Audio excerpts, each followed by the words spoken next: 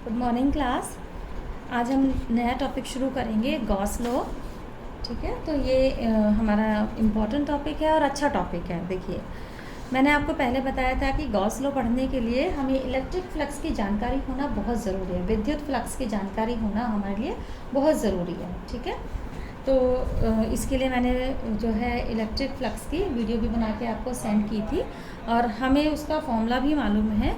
उसका फॉर्मूला जो है phi E is equal to vector E dot A vector होता है। ठीक है, अब ये वाला जो डेरिवेशन है ये मैं आपको एनसीईआरटी की बुक से करा रही हूँ, क्योंकि सब बच्चों के पास एनसीईआरटी की बुक होगी।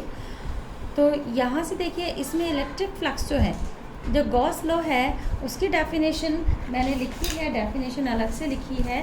आप डेफिनेशन चाहें तो इसमें से भी देख लेना कि इलेक्ट्रिक फ्लक्स हमारा क्या कहता है, सॉरी गॉस थ्योरम हमारी क्या कहती है कि the electric flux phi E, electric flux कितना है, फाई ई है, थ्रू एनी क्लोज सरफेस, कि यदि कोई भी क्लोज्ड सरफेस है और उसका जो इलेक्ट्रिक फ्लक्स है वो इक्वल होगा 1/ε0 टाइम्स के, और जितना भी उस क्लोज सरफेस में चार्ज Q है।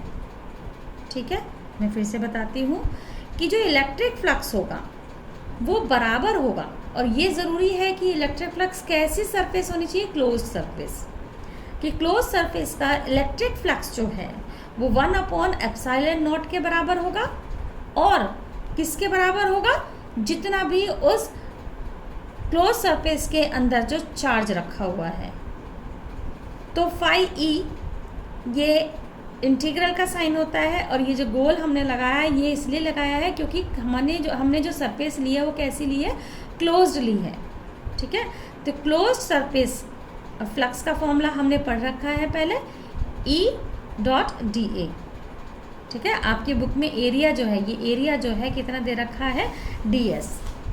यदि हम एनसीईआरटी की बुक बात करें तो बात एक ही है। यहाँ पे डी एंगल छोटा सा एरिया ले रखा है और यहाँ पर डी ए ले रखा है, आप कुछ भी लिख सकते हैं। और इसका और किसके बराबर होता है, और बराबर होता है Q/ε0 के।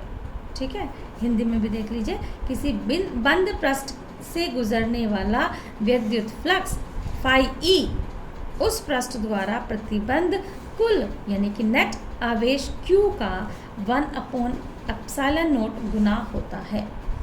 ये इसकी डेफिनेशन मैंने लिख दी है। अब इसको मैं डायग्राम से समझा देती हूँ, उसके बाद डायरेक्ट प्रूफ पे चलती हूँ। देखिए, ये मान लो हमारी कोई भी एक क्लोज सरफेस है। ठीक, ये हमने कोई भी एक क्लोज सरफेस ले लिया है, तो स्फेयर ले लिया समझाने के लिए। ये इसके बिल्कुल सेंटर में एक क्या रखा हुआ है, Q चार्ज रखा है। ठीक है, अभी देखो इस क्लोज सरफेस के अंदर है Q चार्ज। अब ये यहाँ पे हम मान लेते हैं कि एक छोटा सा एरिया इसका हम कंसिडर कर लेते हैं और उसको क्या लिख दिया, डी ए। अब हम जानते हैं कि ये प्लस ए चार्ज की वजह से जो इलेक्ट्रिक फील्ड होगा वो किधर की तरफ होगा, बाहर की तरफ होगा, ये पहले भी हम बता चुके हैं।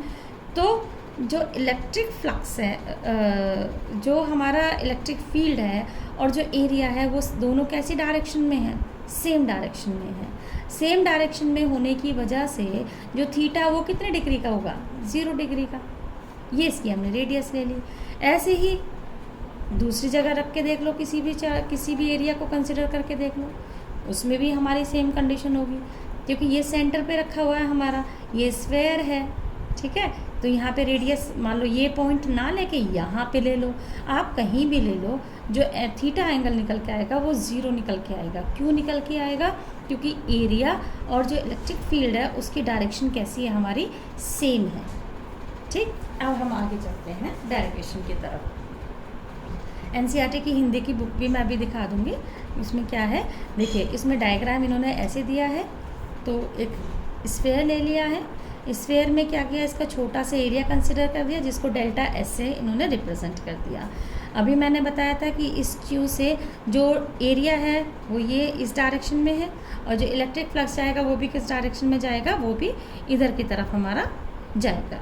ठीक है, अब इलेक्ट्रिक फ्लक्स नहीं बेटा, इलेक्ट्रिक फील्ड। ठीक है, तो देखिए अब इलेक्ट्रिक हम इसका प्रूफ कर रहे हैं, हम इसका जो प्रूफ करेंगे वो करेंगे कूलाम्स लॉ से। तो हम ये पढ़ चुके हैं, delta phi is equal to E dot delta S, ये हमारा फॉर्मूला होता है इलेक्ट्रिक फ्लक्स का, ये दिया। अब ई इज इक्वल टू कितना होता है, q upon 4 pi epsilon not are square, और vector unit vector r dot d s, ये हमारा ई हो गया, और ये डी एस डेल्टा एस ऐसे का ऐसे रहा, ठीक। ये कूलाम्स लॉ से हमने लेके चले, ठीक है। अब यदि यूनिट वेक्टर की जगह 1 रख देंगे तो क्या आ जाएगा, delta phi Q upon 4 pi epsilon not are square और डेल्टा एस आ जाएगा, ठीक, यूनिट वेक्टर को लेके। अभी मैंने ये आपको ये बताया था कि यहाँ पर भी इसका जो फ्लक्स होगा, यहाँ पर भी इलेक्ट्रिक फ्लक्स होगा, यहाँ पर भी सब जगह पूरे स्फीयर पर। तो टोटल फ्लक्स कितना निकल जाएगा, सबका टोटल कर दो, हर पॉइंट पे जितना भी, यहाँ पे भी, यहाँ पे भी, यहाँ पे भी, यहाँ पे भी जितना फ्लक्स निकला उन सबको ऐड कर देंगे हम। तो हमने यहाँ पर क्या कर दिया, ऐड कर दिया।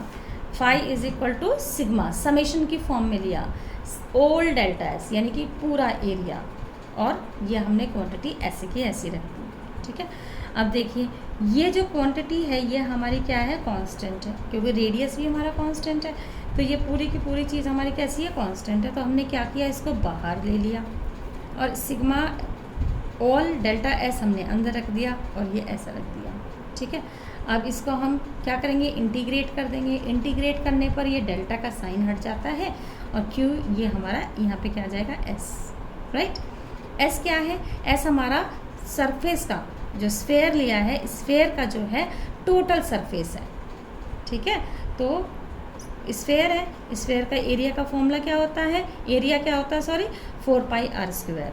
तो देखिए ये 4 से 4 पाई से 4 पाई आर स्क्वायर ये कट जाएगा, तो क्या बचेगा, क्यू अपॉन एप्सिलॉन नॉट। तो हमने इलेक्ट्रिक फ्लक्स और कूलाम्स लॉ से लेते हुए गॉस लॉ को हमने प्रूफ कर दिया, ठीक है। तो ये हमारा इलेक्ट्रिक फ्लक्स है through a close surface S, कि कोई भी यदि क्लोज सरफेस है तो उसका ये इलेक्ट्रिक फ्लक्स निकल के आएगा, और क्यू क्या है, total charge enclose by S, ठीक है। अब देखो इन्होंने एक बात बताई है कि द लॉ इम्प्लाइज दैट, ये लॉ क्या बताता है कि total electric flux through a close surface is zero if no charge is enclosed by the surface. इन्होंने इस बात में, इस लाइन में ये कहा है कि यदि हमारा चार्ज स्फीयर के अंदर यानी कि क्लोज्ड सरफेस के अंदर कुछ भी नहीं रखा हुआ है तो उसका जो कुल फ्लक्स, टोटल जो फ्लक्स होगा वो कैसा होगा, शून्य होगा, ठीक है। तो फ्लक्स हमारा इस जो हमारी क्लोज बॉडी है उसके अंदर कुछ ना कुछ चार्ज ज़रूर होना चाहिए, ठीक है। अब देखिए इन्होंने इसमें बताया है कि यदि हमारा कोई भी flux equal and opposite direction में जा रहा है तो ये क्या होगा, एक नेगेटिव साइन में होगा, एक पॉजिटिव साइन में होगा, तो दोनों कैंसिल हो जाएंगे, और S is 1 is equal to S2 is equal to S, यानी कि जो स्फीयर है टोटल कैसा होगा, वो ऐसे ही होगा, ठीक। अब इसमें कुछ पॉइंट्स बताए गए हैं बेटा, इसमें कुछ कंडीशंस हैं। पहला है पॉइंट है कि जो हमारा गॉस लॉ है वो हमारा जो है सिर्फ क्लोज्ड इस सरफेस के लिए एप्लीकेबल है, पहली बात। दूसरी बात कि जो गॉस लॉ है उसके लिए शेप कैसी भी हो सकती है, साइज़ कैसा भी हो सकता है, ऐसा नहीं है कि कोई पर्टिकुलर शेप या साइज़ ही होना चाहिए, इसमें कुछ भी शेप हो सकती है, कुछ भी साइज़ हो सकती है, बस शर्त है कि वो जो शेप है वो कैसी होनी चाहिए, क्लोज्ड होनी चाहिए, ठीक है। अब इसमें जो ये वाली इक्वेशन है, ये वाली इक्वेशन, ये जो Q है, ये जो Q दिया हुआ है, इस Q का मतलब ये है कि जितना भी चार्ज हमारे किसी जो क्लोज्ड सरफेस है उसके अंदर टोटल जो चार्ज है वो ये Q जो है रिप्रेजेंट करता है गॉस थ्योरम में, ठीक है। और यदि हमारा सरफेस जो हमारा, मान लो अभी जो हमने चार्ज रखा था वो जो क्लोज सरफेस थी उसके अंदर रखा हुआ था, अब मान लो बाहर रखा हुआ है, तो इस बाहर Q चार्ज की वजह से कुछ भी फ्लक्स नहीं होगा। ये कंडीशन जो गॉस थ्योरम है उसमें गॉस लॉ है, उसमें ये कंडीशन बहुत ज़रूरी है कि जो चार्ज है वो क्लोज सरफेस में अंदर होनी चाहिए। यदि बाहर चार्ज रखा हुआ है तो इसकी वजह से कुछ भी फ्लक्स नहीं होगा। ठीक है, तो इसमें हमें ये बताया है। और क्या बताया हमें ये बताया है कि जो सरफेस है, जो सरफेस हम ले रहे हैं क्लोज सरफेस को, उसको गॉसियन सरफेस भी कहते हैं। ठीक, दूसरी बात इन्होंने क्या कही है कि जो हमारे गॉस लॉ है वो हमारी कैलकुलेशन को इजी कर देता है। अब जैसे हम यदि इलेक्ट्रिक फ्लक्स की बात करें कि इलेक्ट्रिक फ्लक्स वाले फॉर्मूले से हम निकाल रहे हैं तो उसमें हमें इंटीग्रेट करना पड़ रहा है ना, कैलकुलेशन हमारी बढ़ जाती है। लेकिन इसमें क्या है, Q upon epsilon not, Q की वैल्यू रखो, एप्सिलॉन की वैल्यू रखो और हमारा फ्लक्स निकल गया। तो ये हमारी कैलकुलेशन को ईजी बना देता है। ठीक है, उसके बाद ये क्या कहता है कि जो हमारा कूलाम्स लॉ है, ये हमारा कूलाम्स लॉ चला। कूलाम्स लॉ जो है r² के इन्वर्सली प्रोपोर्शनल होता है। ठीक है, तो अब हम ये जो डेरिवेशन कर रहे हैं ये कूलाम लॉ से ही कर रहे हैं एक तरीके से।